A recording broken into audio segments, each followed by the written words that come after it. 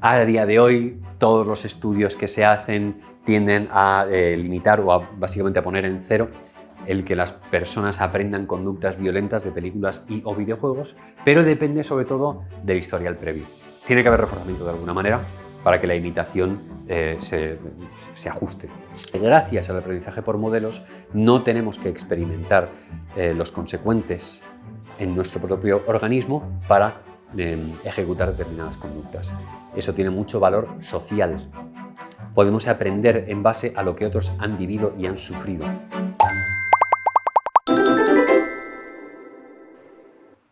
Aprendizaje por modelos. Esto sí que es un día a día de la clínica en cuanto a cómo ves que otras personas, sobre todo desde el punto de vista de la intervención, de la técnica, modelamos muchísimo, sobre todo verbalizaciones. Y dependiendo del tipo de caso, dependiendo del tipo de problemática, también modelamos destrezas motoras. Lo que pasa es que nos vamos a centrar más en lo que es el ambiente clínico, en modelar verbalizaciones. Hay varios tipos de aprendizaje por modelos. Por ahora, lo más básico es que se trata de reproducir comportamientos percibidos, tienes que percibirlo de alguna manera, en figuras que actúan como modelo atendiendo a las consecuencias de las conductas a imitar. Y dependiendo de estas cositas, vamos a ver qué tipo es. Insisto, percibir es esencial. No hace falta que sea una percepción visual. Esto no se limita, por ejemplo, a las personas videntes. Personas invidentes pueden aprender por modelos, por supuesto, pero sí que algún sentido tiene que estar involucrado en que percibas cómo un organismo distinto de ti interactúa con su medio y recibe o no reforzamiento o castigo. Que ahí está el meollo del modelado. Vamos a ir viendo cada uno de ellos. Imitación. Este es el más básico, ¿vale? Y esto es algo que los primates tenemos ahí como una bandera, como un estandarte. Los primates imitamos una barbaridad a otros primates y a mí esto me parece estupendo. De hecho, yo siempre digo, si ves algo que te gusta, si ves a alguien actuar de una manera que te gusta, imítala. Por favor, no hay copyright, espero. Y lo digo también muchas veces en clínica, cuando ves a un modelo de terapeuta que dices, joder, me gusta mucho cómo ha hecho eso, cómo ha dicho lo otro tal, empieza a imitarlo. Y quien es imitado debería sentirse incluso halagado, en plan, joder, mira, le ha gustado. La conducta de imitar es producida por otra persona, otro organismo, o una representación simbólica. Lo puedes ver en vídeo. O incluso podrías ver una animación. Y que eso también pueda servir como representación simbólica. Esto nos lleva al tema de representaciones simbólicas inadecuadas. Le hace violencia en películas y videojuegos. Bueno, a día de hoy todos los estudios que se hacen tienden a limitar o básicamente a poner en cero el que las personas aprendan conductas violentas de películas y o videojuegos, pero depende sobre todo del historial previo. O sea, lo que sí parece que se ve es que personas con tendencias más agresivas o violentas las pueden exacerbar cuando se ven expuestas a modelos violentos, pero que en personas que no tienen esas destrezas per se no tienden a reproducirlas. Evidentemente también hay un contexto, hay un conjunto estimular que te dice hasta qué punto está bien reproducir según qué comportamientos. Y que desde el punto y hora en que yo no puedo ir a una tienda y comprar un rifle de asalto, es muy poco probable que lo utilice con fines agresivos. Pero, bueno, esa parte también polémica la quiero dejar ahí, en cuanto a cuándo es algo válido como modelo, en qué medida es suficientemente representativo. No, es que me acaba de surgir una duda sobre la violencia. El hecho de ver películas o jugar a videojuegos, ¿puede ser que se produzca una habituación a la misma en esos casos? Esos estudios sí que se han hecho, desde luego. En cuanto a nos habituamos a niveles de violencia con relativa facilidad, sobre todo a violencia vicaria. Se han hecho estudios, bueno, estudios no, perdón, pero sí que se ha descrito que víctimas de tortura se habitúan al dolor con más facilidad que no víctimas de tortura. Así que por ahí, desde luego, sí que se produce un fenómeno de habituación a la exposición constante de la violencia. ¿Qué repercusiones tiene eso? Eso ya no forma parte de la ciencia, de decirlo. La ciencia, por lo visto, te da el dato y te dice, ala, y tú haces con ello lo que quieras. El resto de cosas son más sociológicas o políticas, sin decir que, o sea, evidentemente sociología y política también son ciencias, pero me refería en este caso a la psicología como ciencia. Pero convendría echar un vistacito al dato que das y no solo darlo. Hablábamos de imitación, hablábamos de posibilidades de imitación. Hay una similitud formal entre la conducta a imitar y la imitación. O sea, se basa en reproducir, sobre todo de una manera motora, lo que el modelo acaba de hacer. Y habitualmente se refuerza la operante de imitación, que está bajo control del modelo a imitar.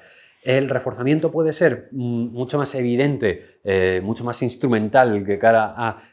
Muy bien, imaginaos que alguien me está enseñando a tocar la guitarra y me está diciendo, para tocar el acorde de sol mayor tienes que poner así los dedos.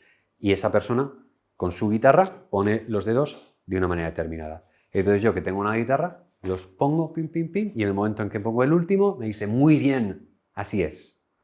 Esto es un ejemplo súper facilón de imitación. Pero no por ello menos importante, porque si algún día quieres tocar la guitarra espectacularmente bien, tienes que empezar con que un día pongas los deditos en las cuerdas adecuadas y que obtengas reforzamiento de alguna manera, ya sea porque un agente externo te diga muy bien, así es, ya sea porque tú veas que formalmente efectivamente estás poniendo las cuerdas en el mismo sitio, o incluso que las has puesto y no sabes muy bien de qué tal, rasgas las cuerdas y dices, ah, suena bien. Porque puedes hacer run y que suene rarísimo y digas, ostras, ¿qué ha pasado? Ah, vale, que tenía en la tercera y no la cuarta. Vuelves, ah, vale, esto es. Tiene que haber reforzamiento de alguna manera para que la imitación se ajuste. Y esto es que es mucho de probar, ensayar y equivocarse. Pero bueno, afortunadamente nos podemos equivocar. La imitación diríamos que es la más sencilla, una representación formal del modelo. Y el modelo puede ser muy amplio. O sea, es que las representaciones simbólicas, en el momento en que el mundo de la animación y de los videojuegos es tan brutalmente amplio, un cangrejo antropomórfico podría ser un modelo a imitar. ¿Dónde está el límite? Pues no lo sé. Vale. Es que tienes una tira de cinta colgando de la barba. Ah, muchas gracias, porque seguro que queda súper ridículo. Pues puedo intentar quitarla o si me haces el favor, me quitas de la barba. Ahí, ya. Vale. Estas cosas pasan. Ay, qué bueno. La gracia sería ver, cuando la gente tenga el curso en casa, cuántos se dan cuenta de que eso estaba ahí y luego no está y digan, aquí ha habido. Hay que poner un código de descuento en la cinta. Vale, pues no sé si le dais a claqueta o cuando me digáis. Ya, cuando quiera. Vale. Hemos hablado de la imitación, vamos a hablar ahora de modelo, porque en la imitación está intrínseco el que algo tiene que ejercer de modelo. El modelado en sí mismo es una técnica que implica la nueva adquisición de habilidades por imitación de modelos. O sea, en clínica utilizamos el modelado. ¿Y es más eficaz? Sí. El modelo posee características similares al sujeto. De nuevo, dejamos a discreción de la persona pensar si un cangrejo antropomórfico se parece lo suficiente o no. Pero eso sería cuestión de ir discriminando. ¿Con qué representaciones simbólicas hay imitación y dónde estará el límite en cuanto al que no? Desde luego, los primates entre nosotros ejercemos de modelos. Y bueno, en zoos, los que espero que traten bien a los animales, muchos primates empiezan a imitar la conducta de humanos. Se acerca un crío al cristal y empieza a hacer cosas. Y el primate muchas veces las replica. A mí esto me parece fascinante, me parece increíble. Y por supuesto ocurriría al revés. Tú ves a una serie de primates hacer cosas y muy probablemente te servirían como modelo. ¿Otro tipo de especies? Pues no lo sé, ya os digo. Un cangrejo no termina de encajarme, pero si está suficientemente antropomorfizado, y ahora que me doy cuenta estoy hablando de furries. Estoy hablando de furros en un curso de AF. Bien. Se considera al modelo como prestigioso. Esto evidentemente tiene un montón de implicaciones, que es el prestigio, que el organismo considere al otro como prestigioso y que entonces eso tenga más valor. Pero desde la psicología social se ha visto que las características que habitualmente asociamos con el prestigio funcionan como potenciadores de la imitación. Pues ya está.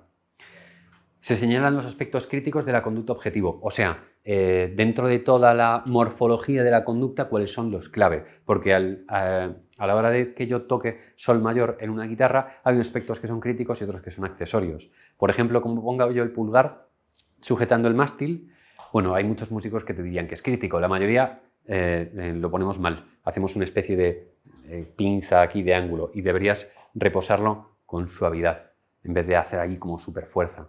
Pues bueno, eso quizá no sería un aspecto tan crítico como tienes que pulsar sobre las cuerdas X, Y y Z. Pues señalando los aspectos que son imprescindibles es mucho más fácil que la imitación se dé con éxito. Se proporcionan instrucciones. Evidentemente verbales. Lo que pasa es que no tienen por qué ser vocales. Podrían ser por escrito, por ejemplo. Pero en la medida... O sea, yo te puedo decir, haz así. O yo te puedo decir... El dedo índice, por favor, el dedo índice sobre la cuerda 1. Recuerda que la cuerda 1 es esta. Ahora vamos con el dedo anular. En la medida en que doy unas instrucciones más pormenorizadas, se facilita la imitación. Se reproduce en el contexto auténtico, en caso de que dispongas del contexto auténtico, pero si estás intentando imitar una conducta que se da más en una serie de contextos, si te puedes trasladar a ese contexto es más fácil que la imites. Esto evidentemente en clínica, en el momento de la sesión, no es posible, pero si la persona tiene acceso a esos otros contextos, adelante, ponte ahí a hacer roleplayings. Se da feedback, o sea, se informa al sujeto de en qué medida la imitación formal se ha parecido lo suficiente a la original. Muy bien, lo que pasa es que has pulsado la tercera cuerda demasiado cerca de... ¿Lo tienes que pulsar? Ahora no recuerdo si es más cerca del tab o más en la mitad. Fíjate, ya no me acuerdo. Has cogido la baqueta, de esto sí, has cogido la baqueta pero has girado la muñeca demasiado. O sea, está bien agarrada, lo que pasa es que la has girado de una manera que te podría producir una tendinitis. Es mejor que la gires un poco, incluso modelado participante, si permite tocar, la persona, mira, así es mejor que, y el codo así, ¿vale? A ver, prueba, ¿qué tal? ¿Cómo sientes el rebote, etcétera? Ese feedback haría más fácil la imitación futura. Y modelo y sujeto reciben reforzamiento tras la conducta a imitar. Que percibas que el modelo, una vez ha hecho algo, recibe reforzamiento, cuando tú lo repliques, que también recibas reforzamiento. Con todas estas características, el modelado sería brutalmente exitoso. Evidentemente no siempre tienes acceso a todas, pero estas son las que se han estudiado que funcionan. Estamos hablando de conducta de imitación, en base a la técnica del modelado. Porque lo siguiente es el aprendizaje observacional, que esto tiene un giro de guión muy interesante. Se utiliza la percepción de la conducta a imitar y sus consecuencias para determinar si se imita. Por ejemplo, se podría decidir imitar una conducta seguida de consecuencias apetitivas o no imitar otra seguida de consecuencias aversivas. O sea, ya no es el replicar formalmente lo que acaban de hacer, es que percibo qué impacto tiene eso en el medio ambiente del organismo y entonces lo reproduzco o no en base a mi historia de aprendizaje, en base a lo que me guste. Bueno, lo que me guste. Eso sí que psicológicamente no es una frase adecuada. Pero imaginaos que entro a una tienda y veo como una persona está, una clienta, un cliente está preguntando por algo. Y, disculpe, ¿tienen el último disco de Tool en la tienda? Y como le responden de manera desagradable. No sé, mira por ahí. Yo puedo ver eso y decir, ostras, yo en esta tienda no pregunto. Eso es aprendizaje observacional. En la medida en que las consecuencias... Porque es verdad que, en principio, no me resulta gratificante que alguien me diga, no sé, vete tú a mirar por ahí. Pero a lo mejor hay gente a la que le gusta la gresca y dice, oh, voy a preguntarle. El ánima de Tool, ¿dónde está? Yo que sé, búscalo por ahí. Bueno, y no es tu trabajo, ¿vale? Y que eso funcionará como... Pero el aprendizaje observacional efectivamente tiene en cuenta las consecuencias. Y ahí es donde está el girito de guión, que en humanos pues, es muy interesante. Porque gracias al aprendizaje por modelos no tenemos que experimentar los consecuentes en nuestro propio organismo para ejecutar determinadas conductas. Eso tiene mucho valor social. podemos aprender en base a lo que otros han vivido y han sufrido. Y podemos decidir, entre comillas, si lo repetimos o no. O sea, para mí eso sí que es filogenéticamente un cambio brutal entre especies que no disponen de métodos tan complejos de imitación y que entonces tienen que experimentar las consecuencias en su propio organismo una y otra vez ad infinitum, y especies que gracias a las experiencias de un montón de humanos previos a mí han visto que efectivamente no hacía falta meter los dedos en el enchufe. Eso es lo que ganamos. Ahí está. Pregunta, ¿en qué medida esto puede estar mediado por una estimulación aversiva, por ejemplo, a través de mecanismos, entre comillas, de empatía? Es decir, que se experimenten precisamente sensaciones aversivas al ver a otra persona pasarlo mal y eso esté generando un reforzamiento, un castigo de esa conducta que visualiza. Es decir, yo me siento mal porque veo esa otra persona sufre, entonces no es simplemente... Es decir, el mecanismo interno que está subyaciendo es que se está... estás sintiendo algo aversivo a través de la observación, de la percepción de esa conducta, de ese suceso. ¿Y qué harías? Una vez identificas, luego hablaremos, aunque sea un poquitín de tactar, una vez tactas eso, ¿qué pasaría? Porque hasta ahí lo que has descrito básicamente es un paradigma de condicionamiento clásico, no sé si incondicionado o condicionado, ¿vale? Pero veo otro miembro de mi especie, percibo una situación estimular de una determinada manera y respondo eso, me siento mal. Hasta ahí no hay nada aparte, pero entiendo que hay un poquito más a lo que te refieres. Una vez experimentado ese condicionamiento clásico, ¿qué pasa? Sí, la duda que tengo yo es si cuando hablamos del aprendizaje observacional simplemente se describe como un fenómeno de asociación, ¿no? O lo que hay además es una especie de fenómeno de experimentación de un estímulo por el sujeto que está... Es decir, de un estímulo discriminativo por parte del sujeto que está observando la conducta. Aparece un discriminativo de la conducta de imitar o de realizar la misma conducta, ¿o no? No tiene por qué. O sea, los motivos por los que cada organismo imita o no son infinitos. No es que ninguno de ellos sea imprescindible. Porque podríamos hablar de muchas cosas, de motivación, o sea, operaciones de establecimiento, podríamos hablar de seguimiento de reglas a la hora de, si yo veo a una persona sufrir, tengo que hacer algo para. Podríamos hablar de reforzamiento de conductas prosociales, o sea, el por qué imita obedece a muchísimas explicaciones, pero ninguna de ellas es imprescindible o necesaria para que se dé. Esto es más bien es decir, esto ocurre. Puedes aprender sin tener que experimentar tú las consecuencias de un hecho. Este episodio se ha grabado en motivo del lanzamiento de nuestra nueva formación online que podrás encontrar en nuestra web www.engramapsicología.es. ¿A qué esperas? Ya puedes ir a darle un vistazo.